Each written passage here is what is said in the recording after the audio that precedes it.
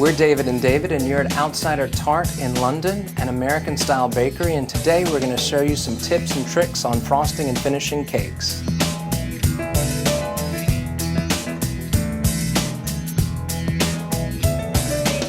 I'm going to show you how to make orange cream cheese frosting. So what we have in front of us is everything we're going to need for our orange cream cheese frosting. We have an orange, we have 1.5 cups of castor sugar, we have cream cheese, which is a pretty key ingredient, and we have our secondary fat, which in this case we're going to use mascarpone. You can also use butter. The ratios that you need with regards to your fats is 2 to 1, so you should have twice as much cream cheese that you're going to put in to the amount of other fat, butter, or mascarpone that you're going to use. First though, to get a really strong, good orangey flavor, we're going to zest our orange into our sugar. Now you can start out, I like to just use one to have a nice background subtle flavor. You can also use as strong as the orange scent that you want. You can use up to 2 or 3 oranges and zest them all to get a nice strong orangey flavor. When zesting your orange, you don't want to get all the way down to the pith, which is the white bit. You just want to really strip off the color, which is what holds of the skin all the essential oils. So that's what you have in there. It's a nice wet zest. We're going to put it in our bowl, and you beat this to release the oil into the sugar. And what this does now, as we're beating this, you'll smell it becomes extremely fragrant. The sugar is going to get dispersed all throughout your frosting, so once you add the flavor into all the sugar this way and add it first, you'll have a much stronger, consistent flavor throughout your frosting. If you just mix all your ingredients together and then add the zest, it's not going to really make a difference because it's just going to all sit there, and you might get a mouthful of zest every now and again and get some flavor. But this way, it comes across quite nicely. So it's really pungent at the moment and really strong.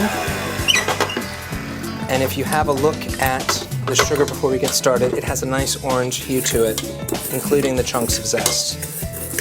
So we can now start to add the rest of our ingredients. In a very graceful manner. There it goes. Get it all in there.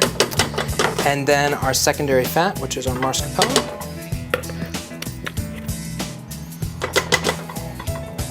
Sometimes you can also take the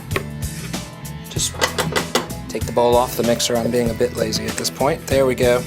We have it all in. We're going to put our blade on, and you're just going to cream these together. Now, cream cheese frosting can be a bit persnickety. Sometimes your cream cheese will collapse on you. It'll become very liquidy, especially when you're having to mix it quite a bit if you're using butter.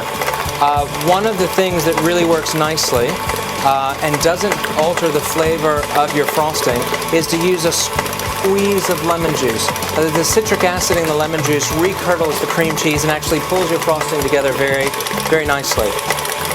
And since cream cheese already has that slightly acidic sharpness to it, you don't notice the lemon juice within your frosting. So ours is well creamed together now. We're going to add a little bit of vanilla to give it some flavor.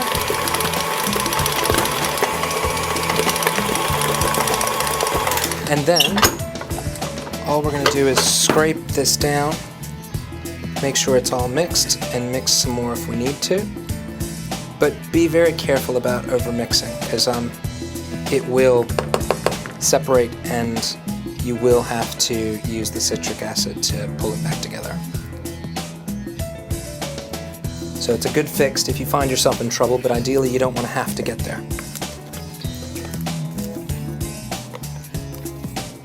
So there we go. That looks great. So here you have a cream cheese frosting. And that's how you make orange cream cheese frosting.